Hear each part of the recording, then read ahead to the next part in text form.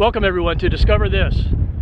For those of you that have traveled Interstate 10 through the San Gorgonio Pass, you no doubt have noticed all the windmills and wind turbines on either side of the freeway. Well, back in 1926, a gentleman came up with the idea of containing that wind and having it generate electricity. So that's today's story of Du Oliver and his blunderbuss. 1, 2, 3, 4.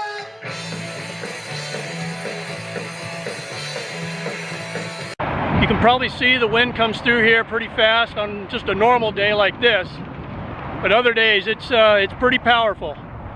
So that's why you see all these windmills and wind turbines in this area. As of early 2026, there are 667 windmills or wind turbines in the San Gorgonio Pass and into the Palm Springs area. There used to be over 4,000 smaller windmills, but those have been replaced over the years, and we are now at 667. Now, just one of these windmills can power 1,500 homes annually. Du Oliver was a man who wore many hats during his life. He was an insurance man. In 1919, he was listed as a miner. By the mid-1920s, he was a land speculator, real estate man. He was an inventor, a salesman, promoter, and a jail inmate. Du Rogers Oliver was born on February 18, 1859, in Washington, Texas. He married his wife, Euphemia, in December of 1882 in Travis, Texas. In February 1912, he was wanted for passing bad checks, and that was in the Oxnard, California area. By the mid-1920s, Du Oliver and his family had relocated to the Seal Beach area in southern Los Angeles. He was a proud Texan running around Southern California in his Stetson cowboy hat, trying to conjure up new money-making schemes. His travels would take him through the San Gorgonio Pass fairly often. He was amazed at the wind going through the pass. He wondered if there was a way to harness that wind and use it to generate electricity.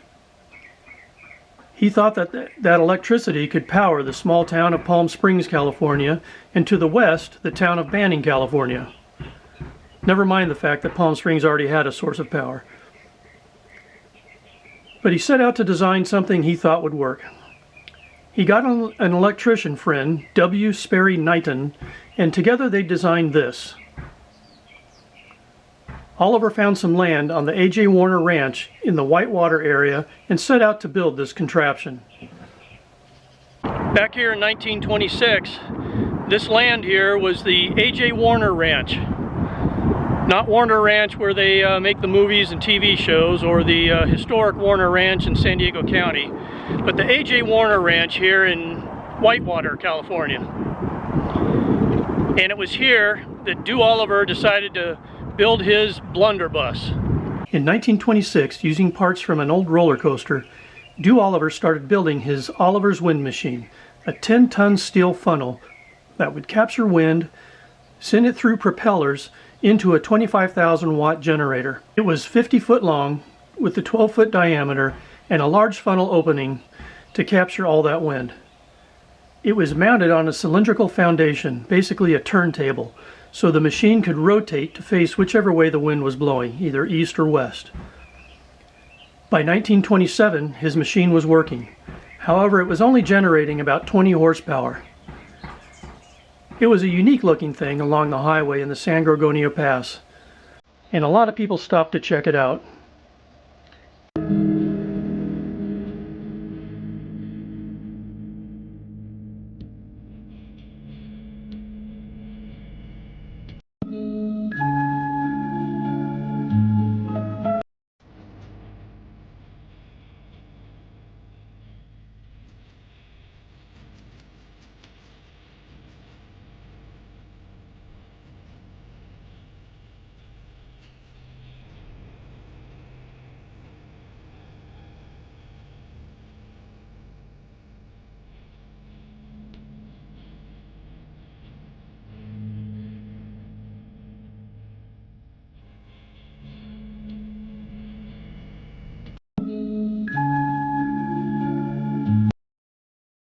And a July 11th, 1927 article in the Riverside Daily Press went on to describe this machine.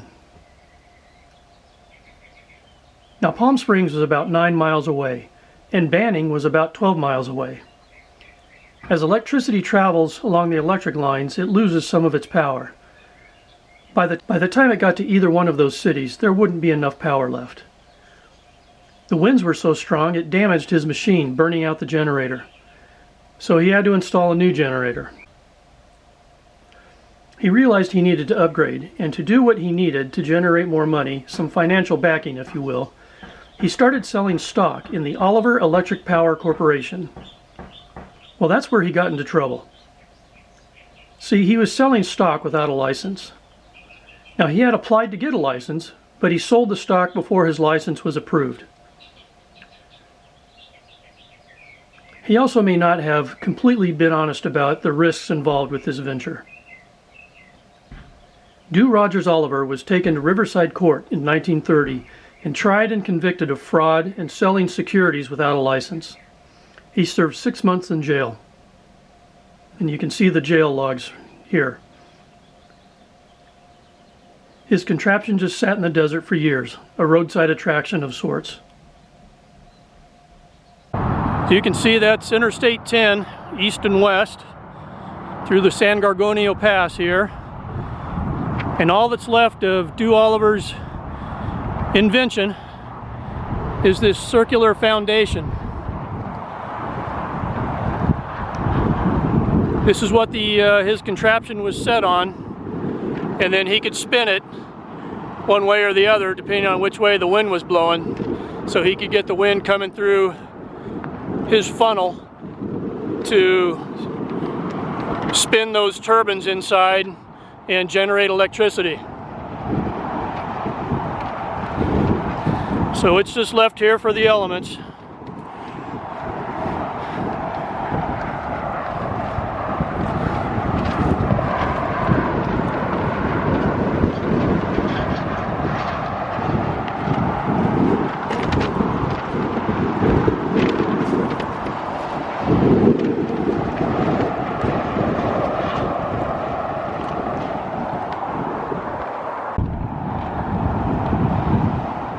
In 1926, obviously this highway wasn't here, but there was Highway 99 that stretched from Banning out to Indio, but certainly not the amount of traffic you're seeing today.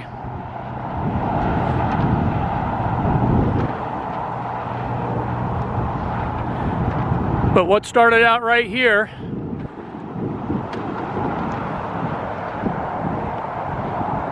led to what we got today. All these wind turbines.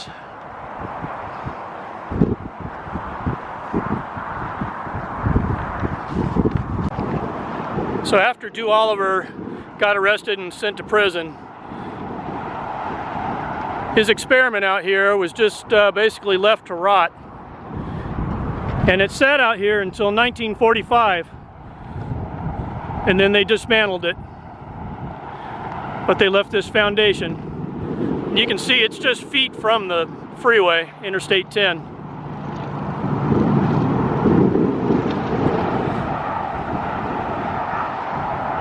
But what's left of Dew Oliver's blunderbuss, so he called it, on the former A.J. Warner Ranch, Whitewater. So that's the story of Dew Oliver and the invention he did and what happened to him and how it led to all these other wind turbines out here. I appreciate you taking the time to watch this video. Hope you learned a little bit about some history out here in the deserts of California. And we'll see you on the next Discover This.